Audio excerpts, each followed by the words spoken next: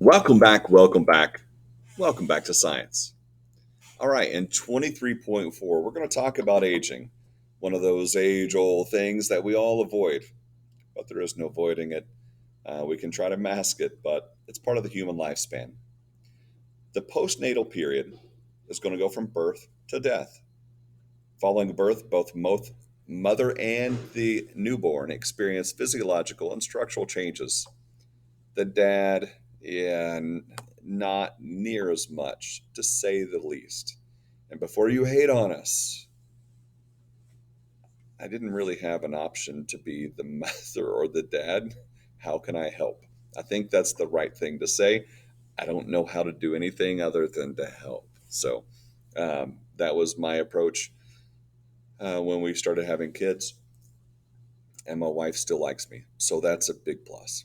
All right, the postnatal period can be divided into the neonatal period, the infancy, childhood, adolescence, adulthood, senescence, and dying, by the way, is part of the life cycle. So the neonatal period. This is from birth to the end of the fourth week. So 1 month old, the newborn begins to carry on respiration, obtain and digest nutrients, excrete waste, regulate body temperature, and make cardiovascular adjustments. First breath must be powerful to expand the collapsed lungs. As you remember from the respiratory discussions, surfactant reduces the surface tension lungs to help the lungs expand. So it's really important. Newborns, premature babies don't have surfactant, and that's why artificial surfactant is used. Newborns use stored fats and colostrum for energy for the first few days. Typically, a baby will lose weight after birth for a little bit before it starts gaining weight again. The newborn secretes a very dilute urine.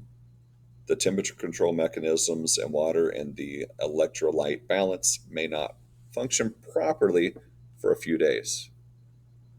So, the cardiovascular adjustments in the newborn, you're going to have these umbilical veins constrict, ductus venosus constrict, the foramen valley is going to flap shut, which is going to prevent a leaky area of the heart. Ductus arteriosus is going to constrict. We're also going to have the umbilical arteries are going to, distal portions are going to constrict. All these changes that happen going from fetal circulation now to neonatal, to where it's a baby. Like, here's the closing of this. So we're not mixing our right side of the heart with the left side of the heart anymore. All right, infancy is going to be from about 4 weeks to 1 year of age. The growth rate is high, and this may triple the birth weight. The teeth begin to erupt, um, musculature and the nervous system mature, so movement becomes coordinated. The infant starts to reach and grasp things, sit, crawl, stand. Communications begin smiling, laughing, responding to certain sounds, and may speak a few words. Special nutritional requirements like proteins, calcium, iron, vitamin D, and vitamin C. Childhood is going to be from one age until puberty. So the growth rate is high. Primary teeth erupt, and then are going to be the permanent teeth that are going to appear and replace those. Voluntary muscular control is achieved. The child learns to walk, run, and climb. The bladder and bowel controls are established, and communication skills are learned. You get things like speaking, reading, writing, and thinking, and emotions are maturing. All right. Speaking of emotions, um, adolescence. Yeesh. Um, this is from puberty to adulthood. So a person becomes reproductively functional.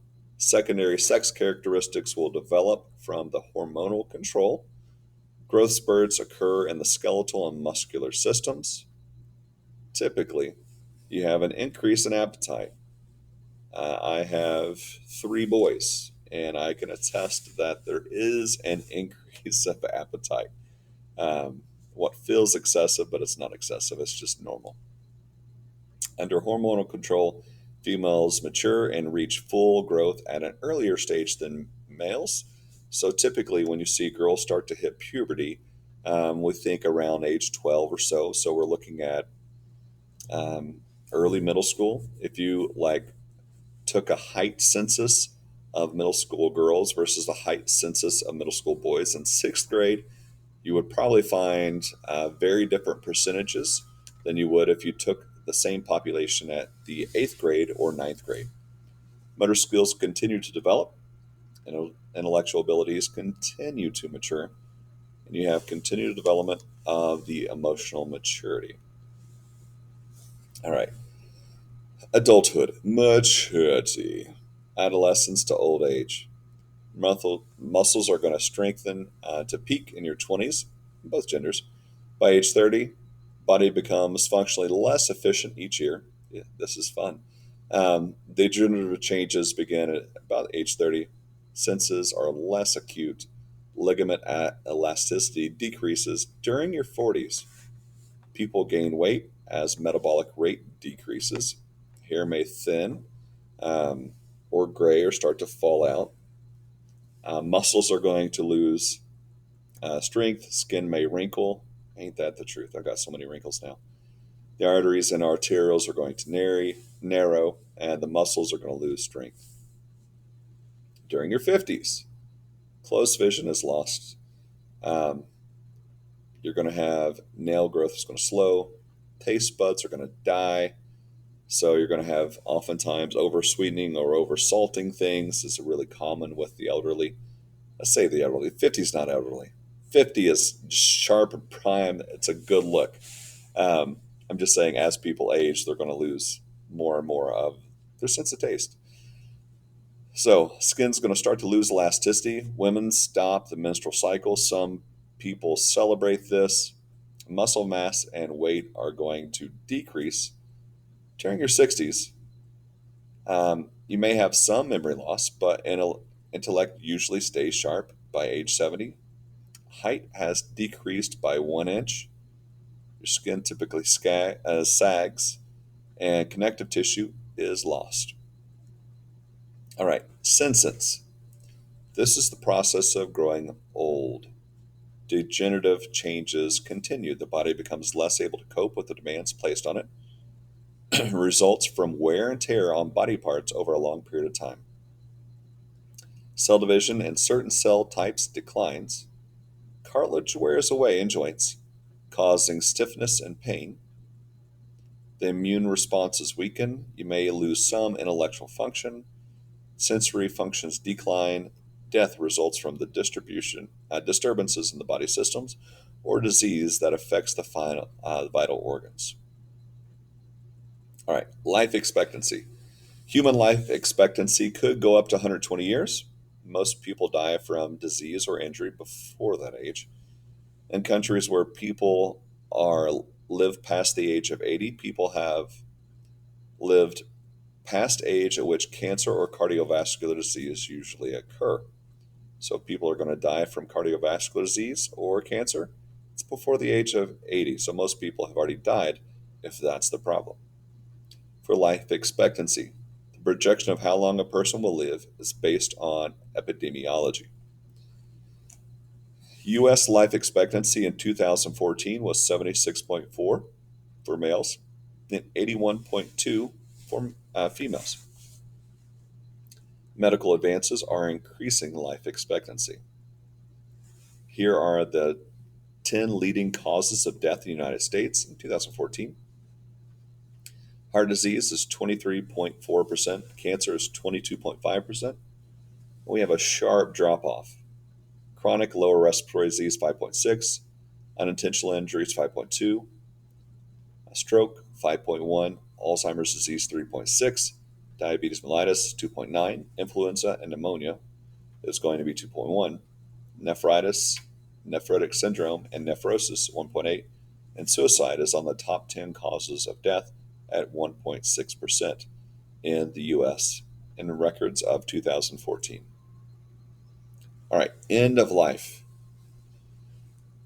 Reaching close to the end of life is a personal process influenced by beliefs and circumstance. Chronically ill person may show signs of impending death, often in sequence. So you're going to find that if you're in medicine, you're going to find a very sequential pattern when somebody goes to process of preactive dying and active dying. So two stages of dying. With preactive, it may take up to 3 months. Some are aware and begin the process of accepting their mortality. They lose interest in news, friends, conversation, food. Some may sleep a lot, may develop problems with swallowing. So, with active dying, it has distinct signs. They're going to have sleeps often, but can be awakened. May confuse time, place, and people.